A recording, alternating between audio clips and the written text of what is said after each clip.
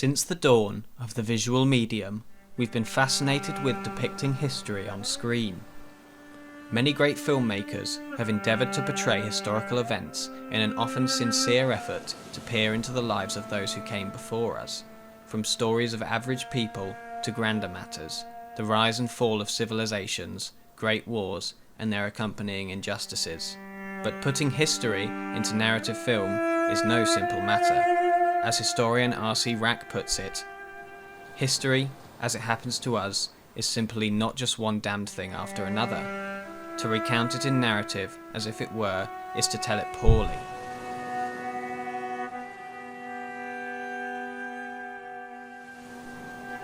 Historians, filmmakers, and scholars alike have grappled with the concept of the authentic historical film for decades. Most historians are skeptical of the medium for a number of reasons, chiefly the demands of the visual medium. Contemporary historian Robert A. Rosenstone discusses the subject at great length in History in Images, History in Words, reflections on the possibility of really putting history onto film. Rosenstone, who has worked on 2 historical productions, notes that each of said films deviated considerably from their basis in his writings. He claims that his work was compressed to a single linear story with essentially a single interpretation. He argues that a narrative mode of historical retelling does away with subtleties like motivation and causation. To elaborate, it compresses the complex web of events that lead to the depicted historical event to a more simplified linear narrative. On the contrary to history itself, they are structured with a beginning, middle, and an end. Woe to those aspects of history that can neither be quickly illustrated nor summarized. Oftentimes, screenwriters will redact or rewrite certain historical events for the sake of brevity in order to make a narrative film more palatable for the average cinemagoer. This argument is expanded upon by I.C. Jarvie in Seeing Through Movies, who claims film is incapable of offering multiple interpretations and is immune to the same treatment as historical discourse, that is, logical argument, evaluation of sources, and systematic weighing of historical evidence. This highlights a fundamental problem with historical film. It wages everything on a single interpretation and presents it exclusively, which can potentially lead to a misinformed audience who, whether intended by the filmmaker or not, will consider it factual. However, not all thinkers are pessimistic about film as a means of conveying history. One should consider that there are many benefits to portraying history in film. Film makes history entertaining, even fascinating to the average audience member. It sheds light on our past for people who are unwilling or unable to spend hours in the depths of a library. For example, compare this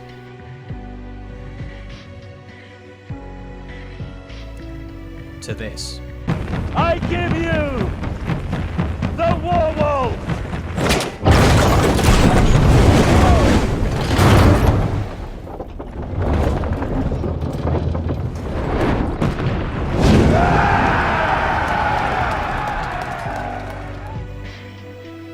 Video itself is a powerful medium for conveying information.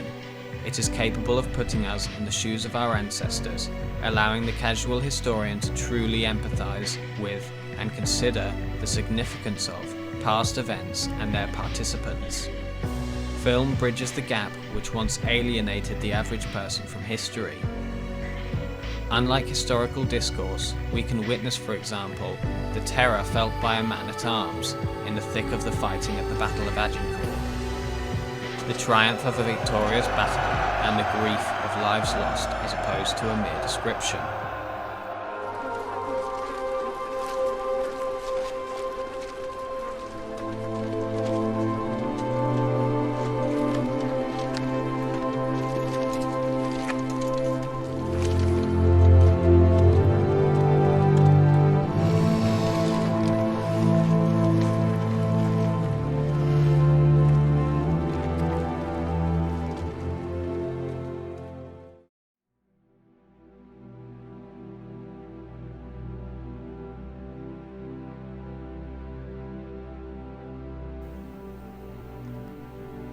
Roy Arms, in Film and Reality, says that cinema has a potential for realism because the camera itself does not cheat.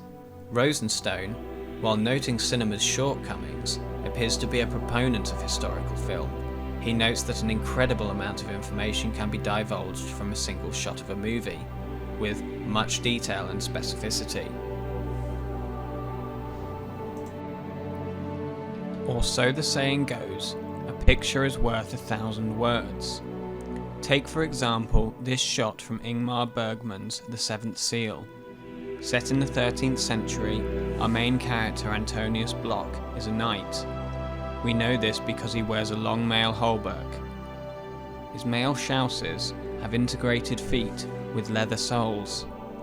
A surcoat is worn bearing the cross of the Knights Templar, which tells us he is a crusader.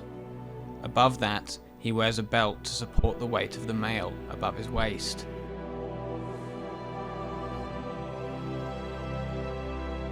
Renowned historian and critic of historical literature, Hayden White holds a unique perspective on historical film. He writes, quote, "It makes as little sense to ask what is true and what is false as it does to ask of Picasso's Guernica what is true and what is false."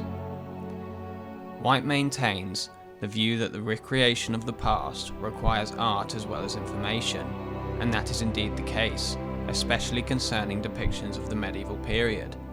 The scarcity of reliable historical evidence from these times should not be understated. This means that historians themselves must often fill in the blanks with speculation. Consider that historian Christopher Gravett mentions in The Medieval Knight that very little mail armour has survived from before the 14th and 15th centuries, and none of which that has survived is of English manufacture.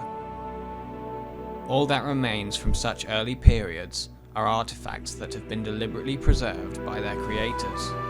This includes wooden effigies and sculptures found on the graves of knights and noblemen, tapestries and manuscripts written and illustrated by medieval scholars and scribes such as the treatise of Hans Talhofer, and written accounts of historical events. However, these suffer from the same problems as historical film, like manipulation of written accounts for political purposes, or the addition of artistic liberties in medieval illustrations. They also tell us very little about the events which were less important to the creators of said artifacts, such as the lives of less artistic and less literate common people. Speaking of artistic liberties, Rosenstone declares that due to the demands of audience appeal, the spectacle of the costumes, actors and locations will always take precedence over historical accuracy. We can see this in a great many medieval films. Take for example the 2011 film Ironclad. Whilst the film is set upon real events, namely the siege of Rochester Castle by King John in 1215, it is riddled with blatant inaccuracies. The main offence being the depiction of the Danish mercenaries, who are bizarrely portrayed as fantastical Vikings. They wear fur pelts, war paints, and wield massive axes. By this time, Denmark had long since been Christianized, and their arms and armour would have been similar to that of the English soldiers, which is a far cry from the way we see them in the film. It should be said that even the English troops are covered in what has been described by critics of the film as leather biker gear, covered in randomly assorted studs and chains. Not only have the creators of Ironclad chosen not to depict the Danish mercenaries accurately, but they have also portrayed Vikings in a cliched manner, with oversized axes and unsuitable armour made from all manner of leather and animal skins. The armour in the film is constantly ineffective and is shown time and time again as being cut and stabbed through with ease. This is precisely the reason that plate armour and mail began to disappear after the advent of gunpowder. Because if it is not effective, then why wear it in the first place? We're even treated to this rather ludicrous scene of our main character, who doesn't wear a helmet in combat, presumably to make him more recognisable to the audience, splitting a man in half with a greatsword after cutting through the haft of his axe. The greatsword was not in use until the Renaissance period. The reason for these inaccuracies is not clear. However, the film could have been appealing to an audience less interested in its historical significance and more action-oriented, and to appease some kind of fetish for pitching Vikings against Templars. Ironclad is a strong example of spectacle and plot thwarting realism.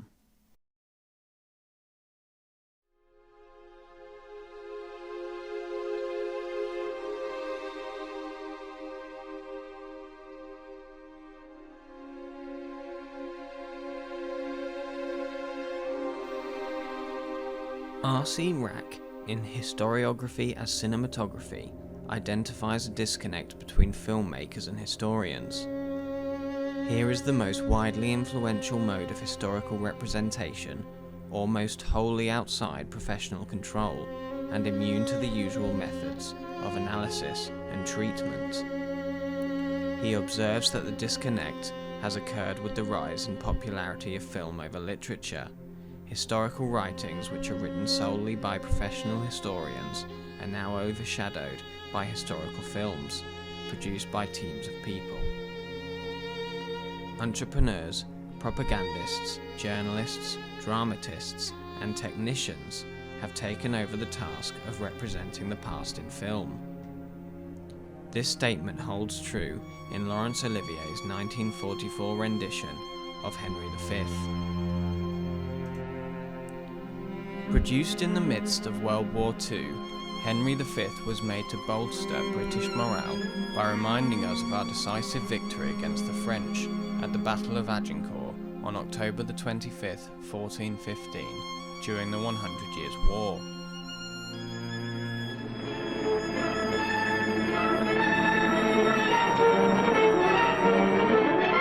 Once more! Unto the breach! Dear friends, once more, or close the wall up with our English dead!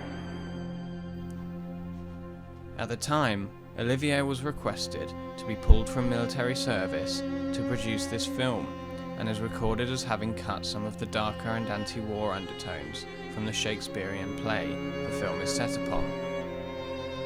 And some of the more propagandistic elements are plain to see. The French king, Charles VI, is portrayed as fearful, almost cowardly in the face of his British adversaries. The French knights are portrayed in an occasionally slapstick manner as being arrogant and snobbish, their armour serving as an allegory for being out of touch.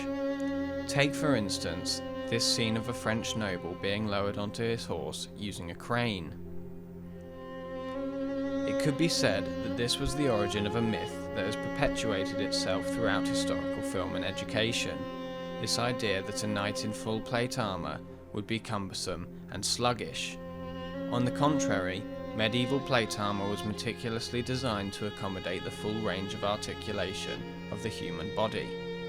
Whilst a full suit of armour would be heavy to carry, the weight is distributed evenly amongst the wearer's body.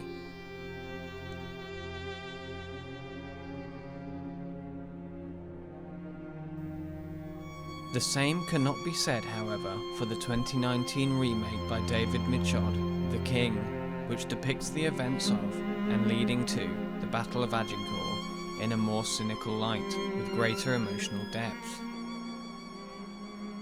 Do you feel a sense of achievement? In what regard?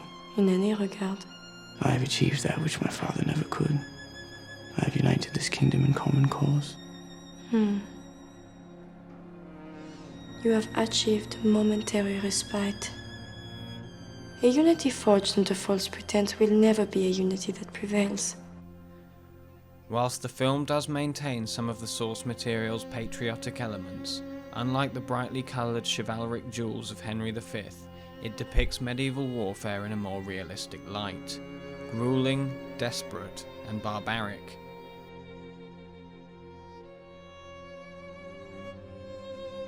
The film does a lot right, especially in regard to combat between armoured opponents, such as exhausted knights tackling one another to the ground and using daggers to stab into the weak parts of the armour. There are some glaring inaccuracies. Mainly, most of the male coifs and aventails depicted in the film are loose and ill-fitting, which tends to leave a large gap in the armour around the knight's vulnerable throat. The all too common myth of archers firing large volleys of arrows into the air to rain down upon the enemy is also depicted here. When we know from manuscripts and from modern use that the bow and arrow is most effective when fired directly at a target. Critics have also pointed out that there are considerable errors in the way that the two armies were formulated in the film. That said, I certainly consider the king to be a step in the right direction.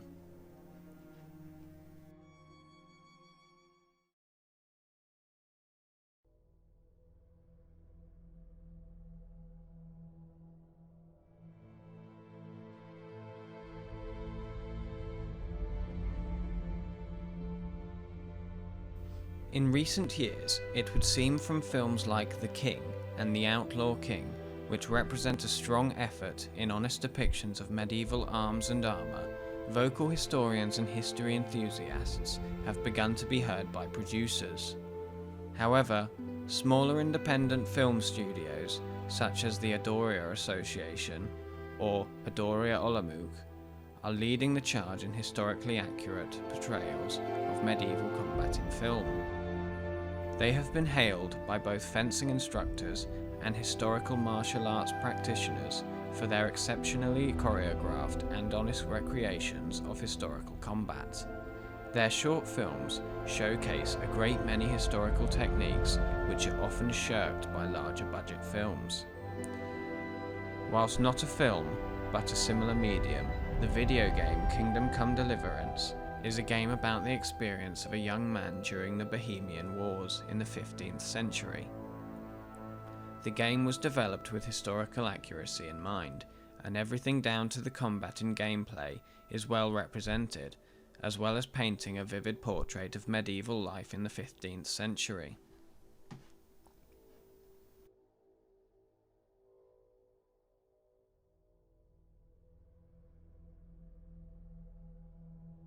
We are still a long way from perfect depictions of medieval arms, armour and combat, if such a thing is even possible, but the situation only seems to be improving. In the meantime, the medieval period, a seemingly mythical time, will continue to enchant us, and without film it would be impossible to conceive it so comprehensively. History in film reveals new historical evidence, offers new perspectives for the representation of time and space, gives alternative behavioural insights, and opens up new ways of presenting the past in an overwhelmingly effective and didactic form.